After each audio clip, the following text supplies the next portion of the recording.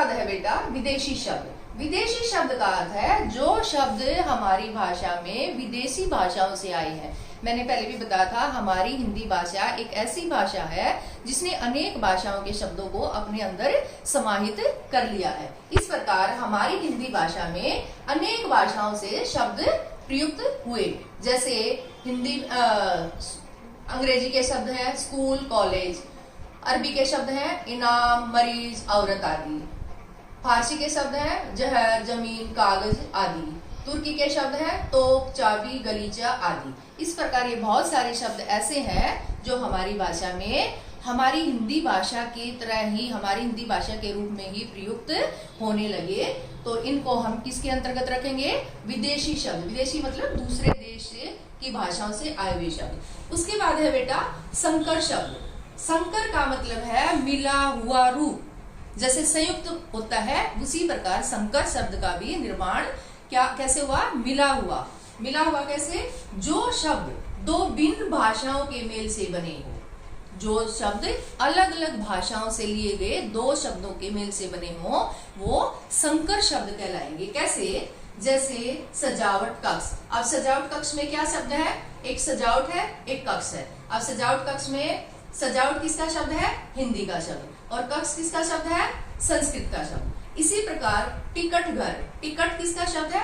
अंग्रेजी का शब्द। और घर किसका शब्द है? हिंदी का शब्द। उसी प्रकार है फलदार। फल किसका शब्द है? हिंदी भाषा का शब्द। और दार किसका है? फारसी का शब्द। इस प्रकार दो भाषाओं के मिले जुले रूप से बनने वाला शब्द क्या कहलाएगा? संकर शब्द। उसके बाद है जैसे आपने पढ़ा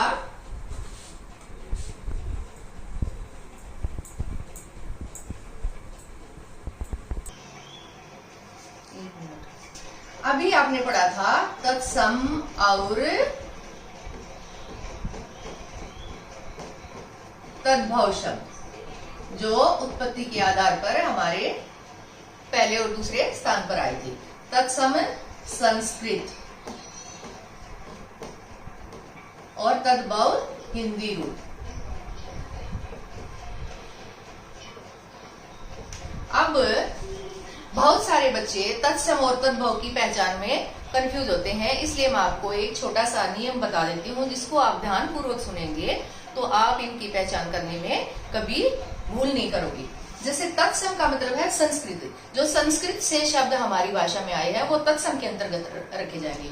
और तत्सम शब्द वही होंगे जिसमें एक तो संयुक्त व्यंजन होंगे क्ष त्र ग और स्त्र। उसके बाद है री यानी री का ये रूप। उसके बाद है र के रूप। र के रूप कौन से? ये वाला और ये इसको बोलते हैं रेफ और इसको बोलते हैं पदेन।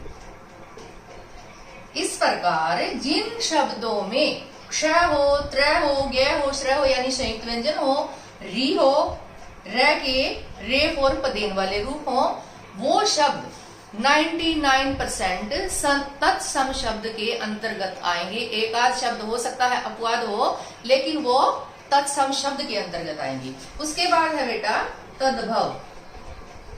तद्भव का मतलब है संस्कृत का बिगड़ा हुआ रूप या बदला हुआ रूप। इसकी पहचान क्या होगी? एक तो इसमें चंद्र बिंदु, जो चंद्र बिंदु के शब्द होंगे वो अधिकतर तद्भव के रूप में आएंगे। उसके बाद है ड, जो हमारे उत्सिक्त व्यंजन है। आपको समझाया था कि उत्सिक्त व्यंजन कौन से होते हैं? उत्सिक्त व्यंजन होते हैं ड और ढ, जिसमें ये आएंगे वो भी क्या होगा? तद्भव रूप। अब इसके लिए मैंने एक टेबल बनाई है, उसके अनुसार आपको मैं करवा देती हूँ। जैसे तद्भव और तत्सम और तद्भव शब्दों की पहचान अभी मैंने बताई। जिन शब्दों में संयुक्त व्यंजन हो, क्षेत्र गैश्र या री का प्रयोग हो या रेफ र और पदेन र का प्रयोग हो तो वो शब्द कौन से होंगे? तत्सम। वह जिनमें चंद्र बिंदु हो, अड़े और ढ का प्रयोग हो तो वो अधिकतर शब्द कौन से होंगे? तद्भव। अब ये देखो, ये टेबल देखिए। कक्ष, इसमें क्या है? संयुक्त व्यंजन। और इसका तद्भव क्या हुआ, कमरा। क्षेत्र, इसमें पहला क्या है, संयुक्त व्यंजन, इसका मतलब क्या हुआ, खेत। चरित्र, त्र, और इसका अर्थ क्या हुआ, तद्भव क्या हुआ, चरित। आज्ञा, ज्ञा, संयुक्त व्यंजन, और इसका हिंदी अर्थ क्या हुआ, अनुमति। घृत, री, और घृत का तद्भव रूप घी। गृह, री, और गृह का तद्भव रूप घर। ताम्र, ताम्र में रैर, अभी मैंने बताया था रे फॉर पदेन हो तो वो भी तद्भव तत्सम के अंतर्गत आएंगे। ताम्र, तांबा। और दूसरा अभी मैंने चंद्र बिंदु वाला बताया था, तांबा में क्या है, चंद्र बिंदु, तो तांबा शब्द किसके अंतर्गत आएगा, तद्भव। उसके बाद है दंत, इसको आपको याद करना पड़ेगा, लेकिन इसका तद्भव रूप क्या है, दांत, जिसमें चंद्र बिंदु लगा हुआ है। उसके बाद है कीट, कीट का तद्भव रूप है कीड़ा। अभी बताया था जो उत्सित व्यंजन होते हैं, अड़े और ढे आते हैं, तो वो तद्भव शब्दों में आते हैं। उसके बाद है घोटक, वही डे, घोड़ा। कू, कुआं, चंद्र बिंदु। सूर्य, सूरज, सूर्य में रे, और सूरज इसका तद्भव रूप। भ्रमर, पदेन रे, और भौरा तद्भव रूप। रात्रि, त्रय, संयुक्त व्यंजन, और इसका तद्भव रूप रात। इस प्रकार अगर आप इस नियम को याद रखोगे तो आपको तद्भव और तत्सम शब्दों की पहचान करने में कोई प्रॉब्लम नहीं आएगी।